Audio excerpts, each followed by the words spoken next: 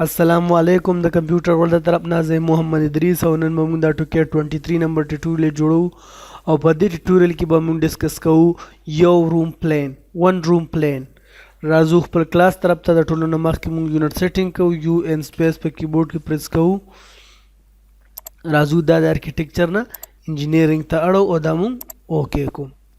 سره سیټینګ شو ریکټینګل رالو ار ای سی سپیس کلیک ریکټینګل ورکو 14 feet comma 12 feet space در تاسو در 2015 ورژن نه یو تاسو ریکټینګل لارې نو تاسو ته مست ما د ریکټینګل په ویډیو کې ویلو چې دا به تاسو به شیپ اټ د رائټ بیا پریس کوئ کو چېرې 15 ورژن یې سره 2015 نو تاسو شیپ اټ د رائټ ته ضرورت نشته اپسیټ به واخلو او سپیس څومره 9 انچ بهر طرف ته ځکه چې زموږ سره به دا کم روم چې دی دا به دننه 14 by 12 feet D I रारू दा Chico D I space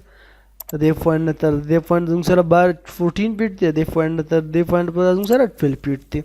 line रारू L space हम पर कीबोर्ड के प्रेस को दा फंड और दा फंड दा मुको एम स्पेस एल स्पेस मतलब लास्ट ऑब्जेक्ट क्लिक दे लब मुंगोर को 9 इंच ऑफसेट बतवारो सुमरा 4 फीट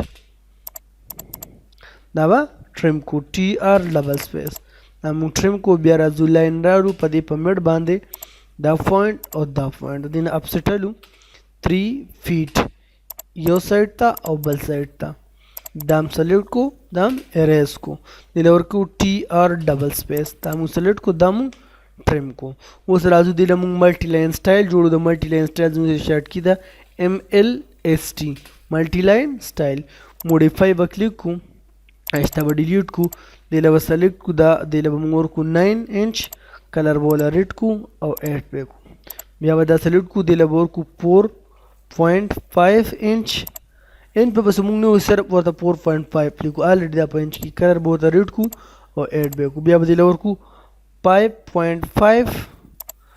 کلر به ریډ کو او ایډ پې کو بیا به دا یو په دقیقه 0 کو وی کلر به موږ ریډ کو او ایډ پې کو دا به هم اوکې کو او دا به هم اوکې کو را به شو ایم ایل براولو ملټی لاین ایم ایل سپیس په کیبورډ کې پریس کو دا پوینټ او دا پوینټ زوم سره ملټی لاین سټایل جوړ شي بیا راځو موږ لاین ته د دې نه موږ یو لاین رالو د لور کو 4 فیټ بیا راځو الټ ډي ا ډي پریس کو په کیبورډ کې الټ ډي ا ډي فار ایگزامپل الټ ما پریس کو نو تاسو یې زوم سره دلته دا ډرا د لاندې زموږ سره ډي ډیش راغلی دی د ټول سره لاندې زموږ سره د ټي د لاندې ډیش راغلی چې کوم یو مینیو ته موږ ځینو موږ به کلیک کوو الټ پریس کو بیا ډي اوس ما ډي پریس کوم زه ډرا ته راغلم په ډرا کې زه بیا راځم ارک ته نو ای به کلیک کوم او ډي نو بیا زه څه ته ډایرکشن ارک ته رالم لکه زه پریس کوم چې الټ ډي ای ډي نو ساري الټ ډي ای ډي زموږ سره ډایرکشن ارک راوځو دا پوینټ په کلیک کو دا پوینټ په کلیک کو او د ډایرکشن ته ودا بوزو بیا راځو ریکټینګل رالو ار ای سی سپیس دا پوینټ او دا پوینټ دینه به اپسیټ والو مو 18 انچ ا پروټیکشن دا فارا دا به سلیکټ کو دا به اریز کو دا هم کلیک کو بیا موږ دلته راشو